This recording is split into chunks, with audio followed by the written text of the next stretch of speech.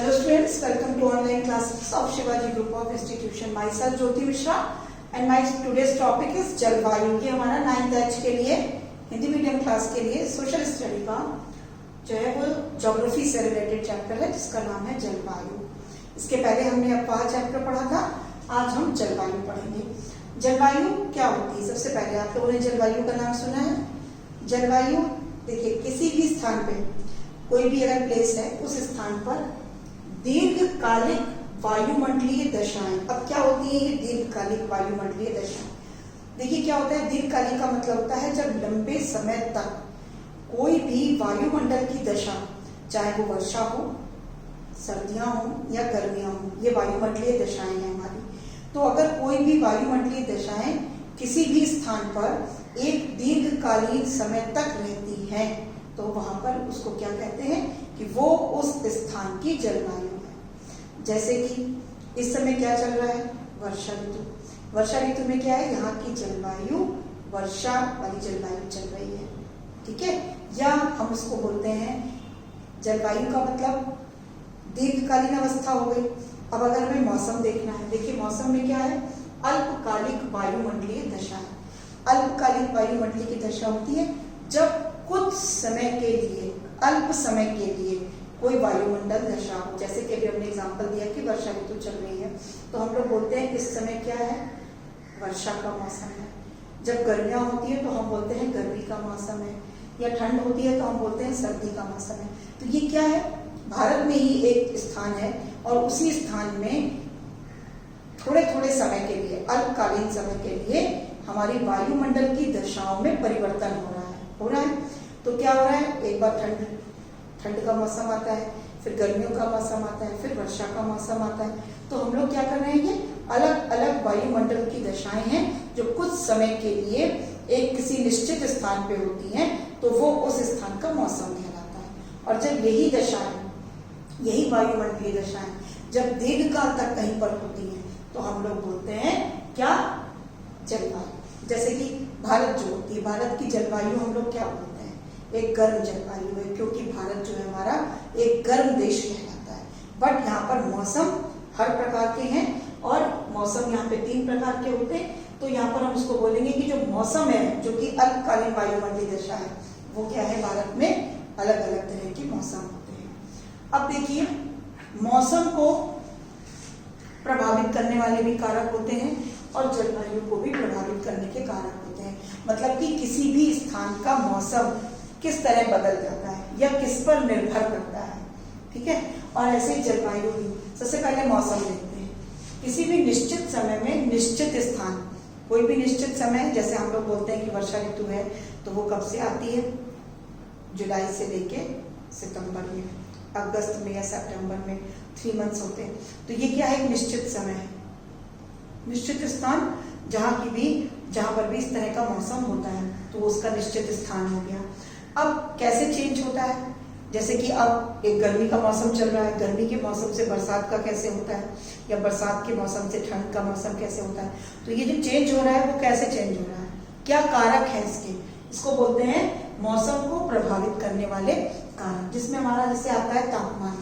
जैसे जैसे तापमान कम होने लगेगा तब वैसे वैसे क्या होगी, सर्दियां आने लगेंगी। जैसे जैसे तापमान बढ़ने लगता है वैसे गर्मियां आने लगती हैं। तो तापमान का गिरना और कम होना, बढ़ना, ये क्या कर रहा है, हमारे मौसम में बदलाव ला रहा है। तो मौसम को प्रभावित कर रहा है। तो मौसम को प्रभावित करने के कारण में तापमान, वायु, पवन की गति, किस तरह से वर्षा हवा चल रही है, वर्षा पर आधारित है। किस तरह की वर्षा हो रही है, क्योंकि हमारे यहाँ ग्रीष्म ऋतु में भी वर्षा होती है और शीत ऋतु में भी वर्षा होती है। तो ये उस पर निर्भर करता है जो मौसम है। क्यों, क्योंकि यह अल्पकालीन होता है। आपको 2 मिनट में ऐसा लगने लगेगा कि ठंड हो गई। जैसे कि मौसम, वैसे तो अब हमारी जो मौसम चल रहा है वो हमारा वर्षा का चल रहा है, बट तापमान के बढ़ने और घटने से भी, क्योंकि ये अल्पकालीन दशाओं पे, वायुमंडलीय दशाओं पे निर्भर करता है, तो ये कुछ समय के लिए चेंज भी हो जाता रहता है। तो ये सिर्फ अंदर होता है। अब जलवायु को प्रभावित करने वाले ऐसे ही तापमान, अब हो सकता है कोई बहुत सारे, विश्व में बहुत सारे ऐसे देश हैं जिनकी जलवायु हमेशा गर्म ही रहती है, बहुत ज्यादा जलवायु गर्म होती है क्योंकि वहाँ का तापमान बहुत ज्यादा होता है। वायु पर निर्भर करता है। आर्द्रता का मतलब होता है नमी, मॉइस्चर, और वायु दाब का मतलब होता है कि वायु का क्या दबाव है, एंड द लास्ट वर्षा। तो ऐसे जो जलवायु को प्रभावित करने वाले हमारे कारक हैं तापमान, वायु, आर्द्रता, वायु दाब और वर्षा।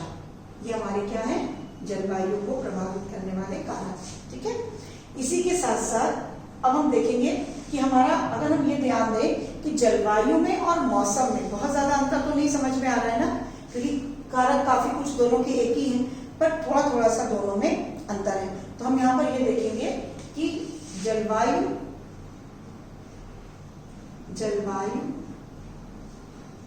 और मौसम में अंतर। अब हम देखेंगे कि इन दोनों में क्या अंतर है। ठीक है, तो सबसे पहली चीज तो ये अंतर हो गई कि जो जलवायु होती है वो दीर्घकालिक वायुमंडलीय दशाओं के द्वारा होती है, और जो मौसम है वो अल्पकालीन वायुमंडलीय दशाओं के कारण होता है। सेकंड हो गया, जलवायु के मुख्य तत्व ये हो गए, और उसके मुख्य तत्व तापमान, वायु, पवन की गति और वर्षा हो गई। थर्ड जो हमारा पॉइंट है वो ये है कि जो जलवायु होती है वो विस्तृत क्षेत्र में होती है, मतलब थोड़े क्षेत्र में नहीं होती है, विस्तृत क्षेत्र में होती है। ठीक है, और जो हमारा मौसम होता है वो सीमित क्षेत्र में होता है, मौसम का क्षेत्र सीमित होता है। इसी के साथ जो हमारी जलवायु होती है वो वायुमंडल की सभी दशाओं के औसत का योग है।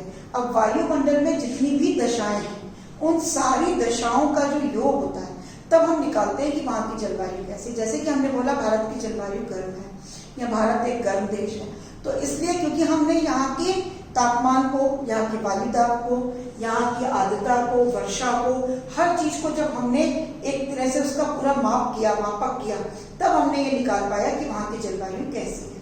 तो जो जलवायु है वो सभी दशाओं के औसत का योग है। लेकिन जब हम किसी मौसम के बारे में बात करते हैं तो उसमें सभी दशाएं जरूरी नहीं है, उसमें एक या दो दशाओं का ही योग होता है। उसी से हमको वहां के मौसम के बारे में पता चल जाता है। तो ये हमने अब अंतर देखा कि जलवायु में और मौसम में क्या अंतर है। इसके बाद और एक इम्पॉर्टेंट चीज है सम जलवायु और विषम जलवायु। ये जलवायु के प्रकार हैं हमारे, जलवायु के प्रकार। अब देखिए सम जलवायु क्या होती है। सम जलवायु वो होती है जिसमें जहां पर गर्मियों में बहुत अधिक गर्मी नहीं होती है और सर्दियों में बहुत अधिक सर्दी नहीं होती है। तो जो वहां पर आप हर समय देखेंगे तो जलवायु एक समान रहती है। जो वर्षा का वितरण होगा या जो जलवायु होगी उसमें कोई असमानता नजर नहीं आएगी, हमेशा समान होगी। क्यों? क्योंकि वहां पे गर्मियों में बहुत गर्मी नहीं होगी और सर्दियों में बहुत सर्दी नहीं होगी। ज्यादातर जो ऐसा होता है वो समुद्र तटीय स्थानों में ज्यादा होता है। जैसे कि अगर हम इंडिया में देखें, भारत में देखें, तो जो तिरुवनंतपुरम मतलब केरल, जो हमारा जो है वो ये वाला पोर्शन है, हमारा दक्षिण का पोर्शन, यहाँ पर हमारा केरला आता है और ये हमारा तिरुवनंतपुरम है। तो यहाँ का जो मौसम होगा वो क्या है, वहां पर सम जलवायु है, क्योंकि यहाँ पर बहुत अधिक गर्मी भी नहीं पड़ती है और बहुत अधिक सर्दी भी नहीं पड़ती है। इसी के साथ साथ विषम जलवायु, विषम जलवायु हमारा वो होता है जहां पर गर्मियों में बहुत अधिक गर्मी पड़ती है और ठंड में बहुत अधिक ठंड पड़ती है। जैसे कि हमारा राजस्थान और पंजाब का पोर्शन है। जैसे राजस्थान में अगर हम एग्जांपल लें जोधपुर का, तो जैसे हमने राजस्थान में पढ़ा है कि बहुत ज्यादा बालू है, तो ये जो बालू होती है, जो भी रेगिस्तान की, मरुस्थल की, वो दिन में भी अगर हम देखें तो वो गर्मी और धूप से बहुत ज्यादा तपती है और रात में उतनी ठंडी हो जाती है। ऐसे ही अमृतसर का एग्जाम्पल है जो कि पंजाब में स्थित है, जहां पर गर्मियों में बहुत ज्यादा गर्म होती है और सर्दियों में बहुत ज्यादा ठंडक होती है। क्यों? क्योंकि यहाँ की जलवायु एक समान नहीं होती है, उसको हम विषम जलवायु बोलते हैं। तो ये हो गया सम और विषम जलवायु। नेक्स्ट टॉपिक हमारा है कि भारत की जलवायु को प्रभावित करने के कारण। अब ये तो हमने बताया जलवायु को प्रभावित करने के कारक, जो कि एक सामान्य कारक है हर एक जगह के लिए, बट भारत की जो जलवायु है उसको कौन प्रभावित करता है? भारत की क्या ऐसी स्थितियां हैं, भारत की कैसी ऐसी वायुमंडलीय दशाएं हैं, या वहां का उच्चावच है, या क्या चीज ऐसी है वहां की जो कि उसकी जलवायु को प्रभावित करती है। प्रभावित का मतलब जलवायु पर उसका प्रभाव पड़ता है, जिसकी वजह से जलवायु गर्म, ठंडी या कुछ भी अलग दशाओं में परिवर्तित हो जाती है। तो इसके कुछ एग्जाम्पल यहाँ पर हैं, जैसे अक्षांशीय स्थिति। अब भारत की जो अक्षांशीय स्थिति है वो भी जलवायु को प्रभावित करती है। अक्षांशीय स्थिति का मतलब यहाँ पर है, अक्षांश रेखाएं आपको पता है, तो भारत को कौन सी अक्षांश रेखा है जो भारत को काटती है, और वो है कर्क रेखा। ये जब हम लोग मैप देखते हैं, इस मैप में अगर हम इस तरीके से बनाएं, ऐसे करके हमारा मैप बनता है, तो आपने देखा होगा कि इस जगह से भारत को कर्क रेखा काटती है 1.5 डिग्री पर। तो ये जो कर्क रेखा काट रही है, जिसकी वजह से जो भारत है वो, अब अगर हम इसको ग्लोब में देखें, ग्लोब में हमने देखा है कि अक्षांशीय रेखा ये कर्क रेखा है ना, और इसके बाद हमारी एक आती है भूमध्य रेखा, ठीक है, और एक हमारी आती है नीचे की तरफ, अगर हम ध्यान देंगे तो ऐसे करके, ये तो हमारी कर्क रेखा हो गई जो कि ऐसे है, और भूमध्य रेखा के नीचे इधर हमारी ये मकर रेखा आ जाती है, ठीक है। और ऐसे ही हमने आप लोगों को बताया है कि क्या होते हैं जो हमारे क्षेत्र होते हैं, जैसे उष्ण कटिबंधीय या उपोष्ण कटिबंधीय, ये आप लोगों ने प्रीवियस चैप्टर्स में मैं आपको क्लियर कर चुकी हूँ, लेकिन हो सकता है आपको भी ना क्लियर हो, तो इन शॉर्ट में यहाँ पे ना समझाकर उसको मैं यहाँ पर आपको शॉर्ट पे समझा देती हूँ। जैसे इस तरीके से अगर हम देख के चलें कि ये हमारी पृथ्वी है, ये हमारा ग्लोब है, तो ये भूमध्य रेखा है जो भारत को बीचों बीच से, जो पृथ्वी को बीच से क्या करती है, दो पार्ट में, उत्तरी गोलार्ध और दक्षिणी गोलार्ध, दो भाग में बीच से विभाजित करती है। इसके बाद यहाँ पर जो हमारा है वो है कर्क रेखा, और ये जो हमारी है वो मकर रेखा है। ये 23.5 डिग्री उत्तर में है, ये 23.5 डिग्री दक्षिण में है, और ये 0 डिग्री पे हमारी भूमध्य रेखा है। तो जो भारत हमारा है, पहले एक चीज और, ये हमारा उत्तरी ध्रुव है, और ये हमारा दक्षिणी ध्रुव है। अब हमारे जो 3 जोन है, उस जोन में हमारा एक है उष्ण कटिबंधीय, एक है शीत कटिबंधीय, और तीसरा है उपोष्ण कटिबंधीय। तो जो उष्ण है वो हमारा ये और ये पोर्शन है, जो कि बहुत ज्यादा गर्म रहता है। क्यों? क्योंकि ये भूमध्य रेखा के दोनों तरफ स्थित होता है। भूमध्य रेखा के दोनों तरफ स्थित होने के कारण यहाँ पर बहुत ज्यादा गर्मी हर समय रहती है। और क्यों रहती है? क्योंकि जो सूर्य की किरणें होती हैं वो डायरेक्ट यहाँ पर पड़ती हैं, इसलिए, ठीक है। तो भूमध्य रेखा के ऊपर और नीचे यहाँ पर क्या होती है, जो गर्मी बहुत ज्यादा होती है, तो इसको हम लोग उष्ण कटिबंधीय क्षेत्र बोलते हैं।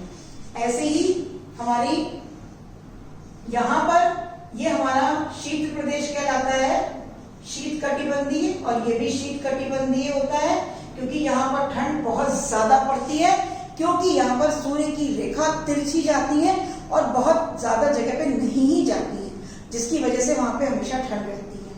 अब जो हमारा ये पोर्शन, ये वाला पोर्शन, अब हमारा जो ये पोर्शन बचा और ये बचा, ये हमारा उपोष्ण है, उपोष्ण, और ये भी उपोष्ण है, क्योंकि यहाँ पे ना बहुत अधिक ठंड होती है और ना बहुत अधिक गर्मी होती है।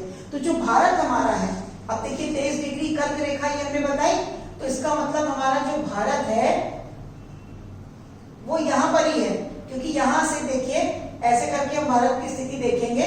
ये मान लीजिए हमने भारत की स्थिति देखी, तो इसका मतलब भारत का देखिए ये जो पोर्शन है नीचे वाला वो उष्ण में आ रहा है, और जो ऊपर का पोर्शन है वो उपोष्ण में आ रहा है।